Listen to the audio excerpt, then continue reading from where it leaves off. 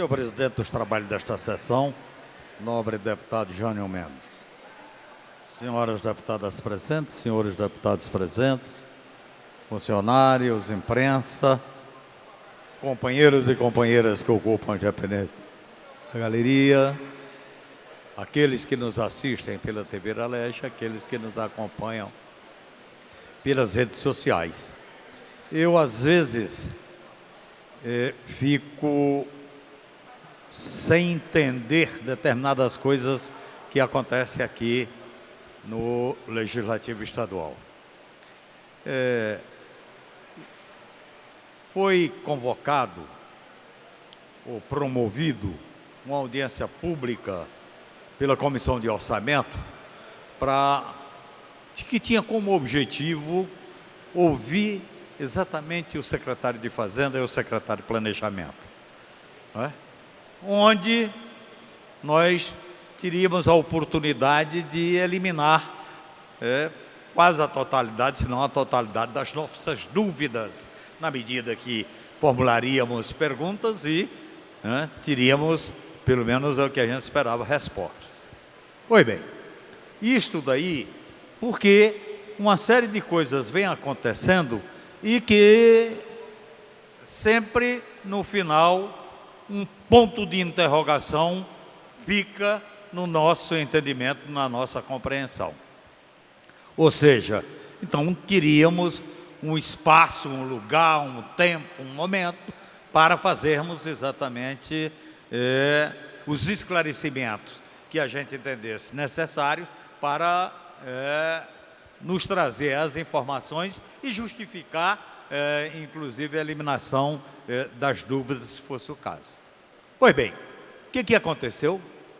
Na audiência, nem compareceu o secretário de Fazenda, nem compareceu o secretário de Planejamento. Isto, por si só, eu já considero de um desrespeito a esta casa que não tem tamanho. Eu até fico assim,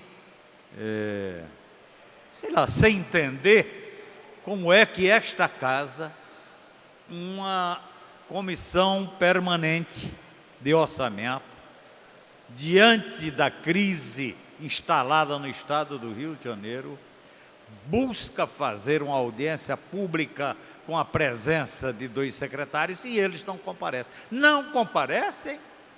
O secretário de Planejamento mandou uma representação que não sabia de nada. A primeira pergunta que foi dirigida, eu simplesmente disse, não tem a menor condição de responder a pergunta. E o outro de Fazenda nem se deu o trabalho, por exemplo, de mandar uma representação ou uma justificativa.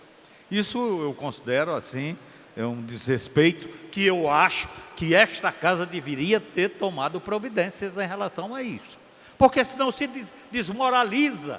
Quer dizer, no meu entender, se isto acontece e esta casa aqui faz ouvidos de mercador, parece que nada aconteceu, toma isto como se fosse uma coisa natural, quer dizer, então eu acho que estamos aí indo no caminho da desmoralização do Legislativo Estadual, o que nós não podemos permitir de forma alguma. Pois bem, e eu estou falando isso porque eu não sei quais foram as razões do não comparecimento, mas de qualquer maneira, as nossas dúvidas, elas se resumiam a absurdos que no nosso entendimento vem acontecendo através da emissão de decretos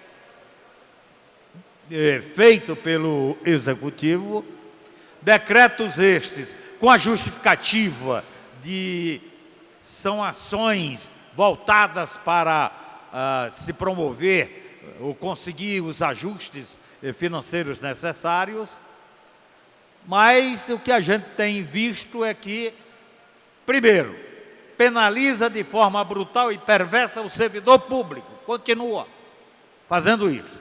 E segundo, também continua garantindo privilégios a quem sempre teve privilégio nesse Estado, que são exatamente as grandes empresas, né? Pois bem, como se não bastasse, agora nos últimos dias, recentemente, bem recentemente mesmo, então mais um decreto do governador neles. O que trata este decreto?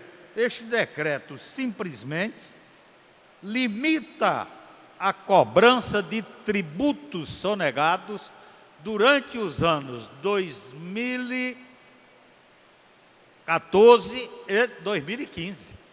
Quer dizer, os tributos sonegados serão cobrados em relação a apenas esses 2 anos, 2015 e 2014. Embora, por lei, deveria ter sido cobrado os 5 últimos anos, ou seja, 2013 e 12 e 11.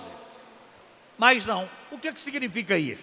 Significa exatamente que quem deve, quem sonegou, não vai mais ser cobrado, se passou uma borracha. O que significa isto na prática? Significa exatamente você penalizar o bom pagador e premiar exatamente o mau pagador. Porque quem tem que pagar um tributo agora, simplesmente vai dizer, eu não vou pagar, né? Fico aí devendo,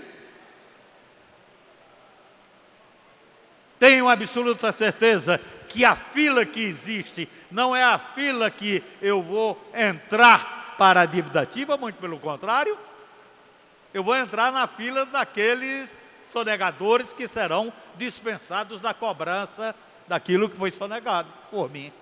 Olha que absurdo, olha que absurdo. E mais, quando a gente apanha tudo aquilo em relação ao ano 2013, do ano de 2013, só em 2013 foram dados incentivos fiscais da ordem de 38 bilhões de reais. Só no ano de...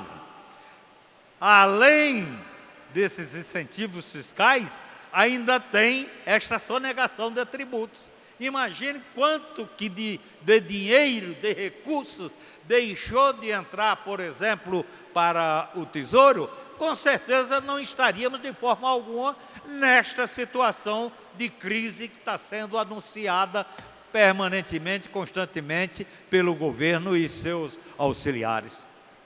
Então, isso é um absurdo.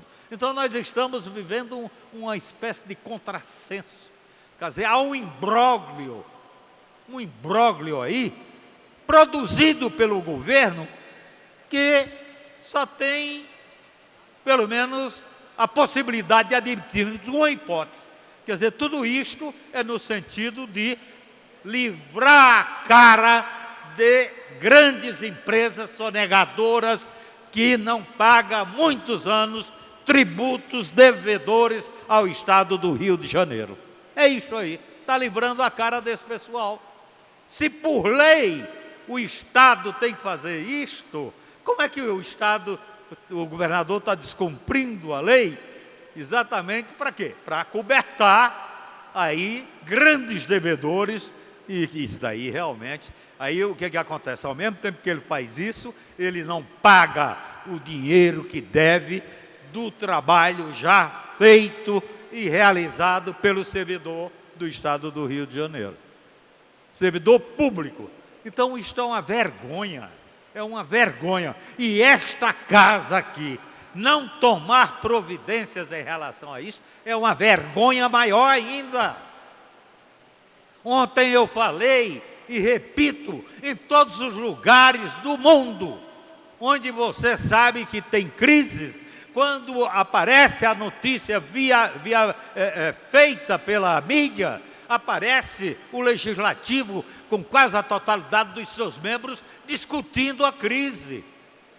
Aqui eu não entendo a crise e, é claro, o plenário quase que totalmente vazio. Atualmente, com a presença do nobre deputado Valdec Carneiro e também do nosso companheiro Anderson Nogueira. E os demais? E os demais?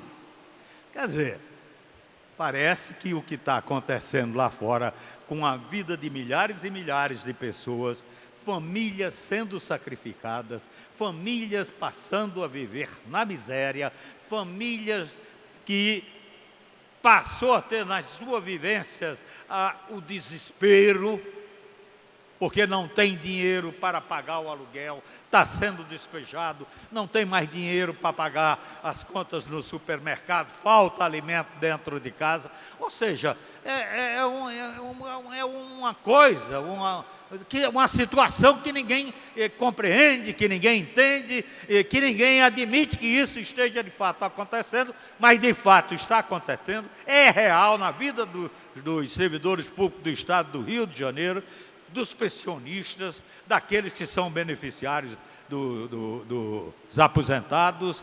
E esta casa aqui, parece que está tudo às mil maravilhas. Nada está havendo de problema em relação ao que está acontecendo no estado do Rio de Janeiro. Inclusive, a crise que é anunciada, a existência dela, o tempo todo pelo governo, parece que não corresponde à verdade. Pelo menos se isso fosse verdade, e na minha concepção, no meu entendimento, este plenário aqui estaria quase lotado, com todos os deputados discutindo as saídas para aquilo que está sendo colocado como crise. E mais, nós que temos esse tipo de preocupação, quer dizer, estamos no nosso trabalho, no exercício pleno da nossa função de parlamentar do Legislativo Estadual, não só fiscalizando ações do Executivo, como também estamos fazendo o nosso dever em relação à elaboração legislativa. Estamos fazendo leis, exatamente como contribuição efetiva para a saída da crise. Estamos fazendo requerimentos de informação exatamente para que nos seja dadas as condições de produzir mais contribuição efetiva para a saída da crise. Mas nem isto, esta casa aqui, está nos dando o direito, porque a gente faz o projeto de lei, nem publicado é. Faz o requerimento de informações, também nem publicado é. Ora, se nem publicado é, muito menos ele vem para a ordem do dia e muito menos ele está sendo discutido. Ou seja, esta casa aqui precisa também entrar um pouco nos eixos. Parece que está havendo um certo exagero, digamos, no desleixo do tratamento de uma questão importantíssima para a vida do Estado do Rio de Janeiro. Eram essas considerações que eu gostaria de fazer sobre